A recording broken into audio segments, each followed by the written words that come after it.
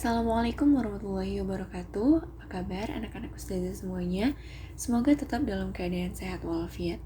Bertemu lagi dengan materi IPS kelas 7 bersama saya Ustazah Resto. Hari ini kita akan membahas tentang alat pemenuhan kebutuhan dan motif ekonomi.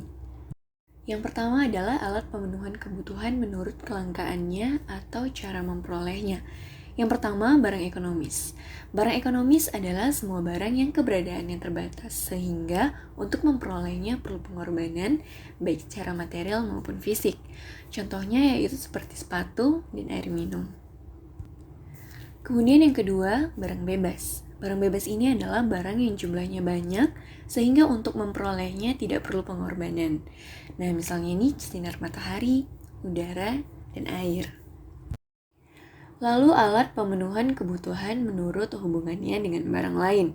Yang pertama ada barang substitusi, di mana barang substitusi ini adalah barang yang dalam penggunaannya saling dapat menggantikan dengan barang lain dengan syarat barang tersebut memiliki kegunaan yang sama.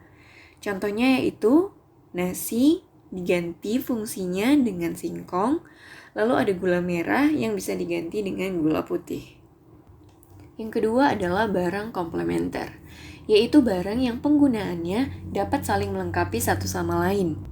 Karena apabila tidak ada salah satunya, maka barang tersebut kurang bermanfaat atau bahkan tidak bermanfaat sama sekali. Contohnya yaitu motor tidak akan jalan kalau tidak ada bensin. Kemudian kompor tidak akan menyala kalau tidak ada gas atau minyak tanah. Kemudian alat pemenuhan kebutuhan menurut tujuan penggunaannya.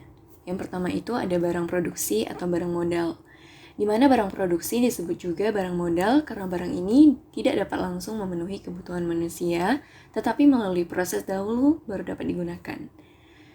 Karena barang ini dapat menghasilkan barang lain. Contohnya yaitu lahan, mesin, dan gedung. Yang kedua, barang konsumsi. Nah, barang konsumsi adalah barang-barang yang dapat digunakan secara langsung untuk memenuhi kebutuhan manusia.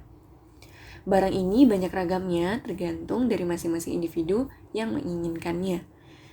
Dalam kehidupan sehari-hari, barang konsumsi disebut juga dengan barang jadi atau siap pakai karena telah melalui proses produksi dan siap dipasarkan. Contohnya itu buku tulis dan alat tulis. Alat pemenuhan kebutuhan yang terakhir yaitu menurut proses pembuatannya. Yang pertama ini ada barang mentah. Barang mentah adalah barang yang belum dapat digunakan untuk memenuhi kebutuhan, tetapi harus melalui proses produksi terlebih dahulu. Contohnya yaitu padi belum bisa digunakan untuk memenuhi kebutuhan karena masih berupa barang mentah dan harus melalui proses dahulu. Kemudian ada kayu yang belum bisa digunakan jika belum dibentuk menjadi perabot. Yang kedua adalah barang setengah jadi. Nah, barang setengah jadi ini yaitu barang atau alat pemenuh kebutuhan yang masih dalam proses produksi. Contohnya yaitu benang sebelum dibuat kain dan tepung sebelum dibuat menjadi kue. Dan yang ketiga adalah barang jadi, di mana barang jadi ini adalah barang atau alat pemenuh kebutuhan yang dapat digunakan untuk memenuhi kebutuhan. Contohnya nasi, kue, alat tulis, tas, baju, celana, buku, dan pensil, serta barang-barang jadi lainnya. Kemudian ada motif ekonomi. Motif berasal dari kata bahasa Inggris, yaitu motif, yang berarti alasan atau penggerak. Kekuatan yang ada dalam diri manusia untuk melakukan tindakan atau kegiatan disebut dengan motif. Dan dalam tindakan ekonomis yang dilakukan oleh manusia, motif tersebut dapat berasal dari diri sendiri dan berasal dari luar diri manusia ataupun pengaruh dari orang lain. Keinginan atau alasan yang mendorong manusia untuk melakukan tindakan ekonomi disebut dengan motif ekonomi. Tindakan manusia selalu didorong oleh suatu keinginan. Keinginan atau motif yang mendorong manusia melakukan kegiatan ekonomi ini ada bermacam-macam. Kemudian motif ekonomi terbagi menjadi dua, yaitu motif intrinsik dan ekstrinsik. Di mana motif intrinsik ini adalah keinginan seseorang memperoleh barang atau jasa karena didorong oleh kesadarannya sendiri. Sedangkan yang ekstrinsik yaitu keinginan memperoleh barang dan jasa karena adanya pengaruh dari luar. Kemudian dasar pengambilan keputusan dalam motif ekonomi ini ada beberapa macam.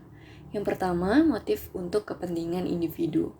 Nah, motif ini biasanya untuk memenuhi kebutuhan individu, dan dampaknya langsung dari kegiatan ini hanya dirasakan oleh individu yang melakukannya.